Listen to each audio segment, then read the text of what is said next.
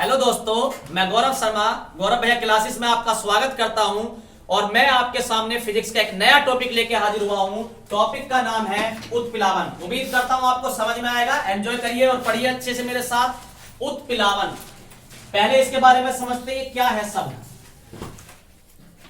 उत्प्लावन। इसे समझो दो टुकड़ों में तोड़ दो। पिलावन मतलब पिलवन, पिलवन का मतलब होता तैरना, उत मतलब ऊपर की तरफ। जब भी हम कोई वस्तु पानी में डालते हैं, चाहे वो डूबे या तैरे, उस पर पानी द्वारा ऊपर की तरफ एक बल लगाया जाता है। वस्तु डूबी हुई है या तैरी हुई है इससे मायने नहीं करेगा। अगर किसी भी वस्तु को हम पानी में डालेंगे तो पानी उस पे ऊपर की तरफ बल लगाएगा और वो बल ही उत्प्लावन बल कहलाता है। तो पानी के द्वारा डूबने वाली वस्तु पर या तैरने वाली वस्तु पर ऊपर की तरफ एक बल लगाया जाता है, उस बल को उत्प्लावन बल कहते हैं। उस बल को क्या कहते हैं? उत्प्लावन बल कहते हैं। पहली पॉइंट समझ में आया ये उत्प्लावन क्या है। दूसरी बात, उत्प्लावन बल सबसे पहले इसकी खोज आर्किमिडीज ने की, इसीलिए इसे आर्किमिडीज का सिद्धांत भी कहते हैं। इसके बारे में सबसे पहले किसने बताया?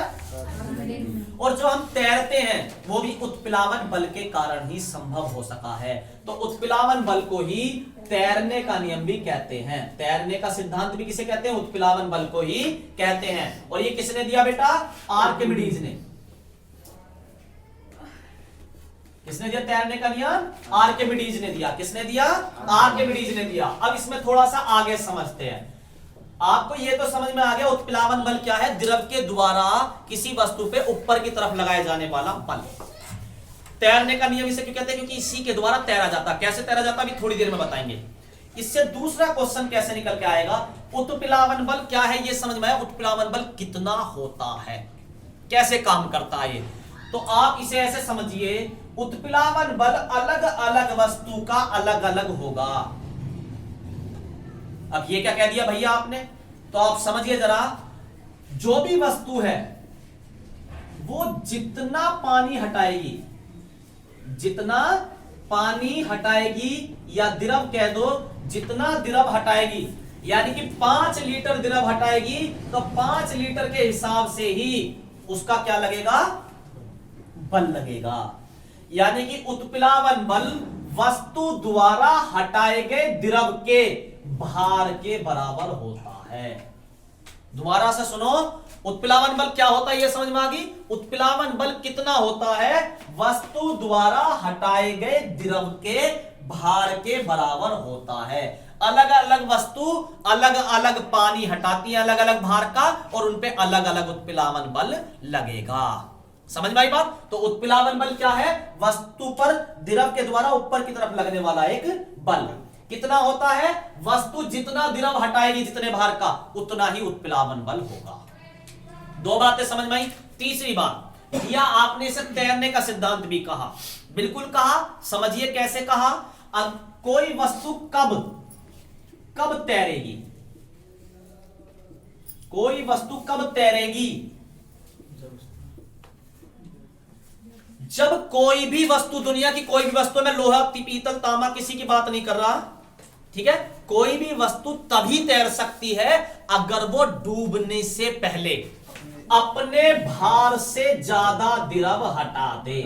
अगर कोई वस्तु डूबने से पहले, चाहे वो लोहे की बनी हुई है, चाहे लकड़ी की बनी हुई है, चाहे तांबे की बनी हुई है, ये कोई मायने नहीं करेगा, तैरेगी वही वस्तु जो अपने डूबने से पहले अपने भार से ज्यादा द्रव हटा दे। यानी कि अगर किसी लोहे की वस्तु को तैरना है, सपोज करिए पानी की नदी है और इसमें हम कोई लोहे की चीज तैराना चाह रहे हैं,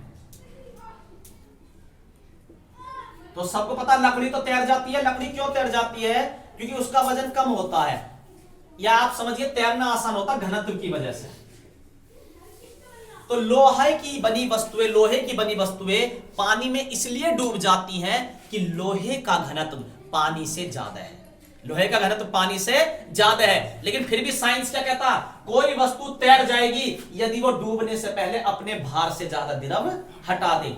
तो लोहे की वस्तु को भी अगर हम खोखला करके इस तरीके से बनाएं कि वो पानी में डूबे तो कुछ हिस्सा डूब कर ही अपने भार से ज्यादा पानी हटा दे, तो जितना हिस्सा डूबेगा वो उतना ही हिस्सा डूब पाएगा जितना वस्तु को हटाया जाएगा, जितना वस्तु को हटाया जाएगा। दोबारा से सुनो बेटा, लोहे का बना ये जहाज है, ये उतना ही डूबेगा जितना इसे डूब के अपने वजन के बराबर पानी हटा देगा। अगर ये आधा डूब के अपने वजन के बराबर पानी हटा दे तो ये तैरता रहेगा। सपोज करो आधे से थोड़ा और ज्यादा डूब के भी अगर हटा दे तो भी तैरता रहेगा, लेकिन ये हटा ही नहीं पाया तो रिजल्ट क्या होगा, डूब जाएगा। अब कुछ इंसान तैर जाते हैं, कुछ इंसान डूब जाते हैं, तो तैरने वाले क्या करते हैं, तैरने वाले पूरी तरह से डूबने से पहले, सपोज करिए 50 किलो का आदमी है और ये 50 किलो का आदमी और इसने इतना डूब के ही अपने भार के बराबर पानी हटा दिया, आधा डूब के, तो जितना हिस्सा डूब गया वो डूबा रहेगा, जो हिस्सा ऊपर बच गया वो अब नहीं डूबेगा क्योंकि इसने अपने भार के बराबर पानी हटा दिया। तो कोई भी वस्तु कब तैरेगी, जब वो डूबने से पहले अपने भार के बराबर पानी या भार से ज्यादा पानी हटा दे। ये बात भी समझ में आई। अब घनत्व का प्रभाव पड़ता है, जिस वस्तु का घनत्व ज्यादा होता है उसमें कम घनत्व वाली वस्तुएं तैर जाती हैं। अपवाद है एक दो, उन पे बात अभी नहीं कर रहे। सपोज करो एक क्वेश्चन आता है कि लोहे की बॉल, कोई लोहे की बॉल बना ली, वो पानी में डूब जाती है और पारे में तैर जाती है, क्यों? तो अब एक बात बताओ, इसका रीजन तो होगा कुछ, तो आप क्या कहोगे, लोहे की अपेक्षा पानी का घनत्व कम होता है, तो पानी का कम हो गया तो लोहे का ज्यादा हो गया, तो लोहा डूब जाएगा। लेकिन लोहे की अपेक्षा पारे का घनत्व ज्यादा है, तो पारे का ज्यादा, तो पारे में क्या होता है, लोहा तैर जाता है। यहां से एक क्वेश्चन और आता है बेटा, समुद्र की नदी की अपेक्षा समुद्र में तैरना आसान होता है, क्यों? तो समुद्र का घनत्व नदी की अपेक्षा अधिक होता है। तो अब आपसे यहां से क्वेश्चन कैसा आता, फिर दोबारा सुनो, नदी की अपेक्षा समुद्र के जल का घनत्व अधिक होता है। इसका अधिक होता है, समुद्र का अधिक होता।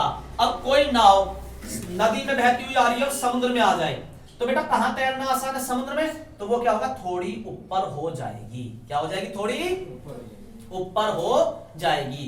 तो मैं उम्मीद करता हूं दोस्तों उत्प्लावन के बारे में आपको सबको समझ में आया होगा। तैरने का नियम इसे क्यों कहा गया, क्योंकि इसी के द्वारा तैरते हैं।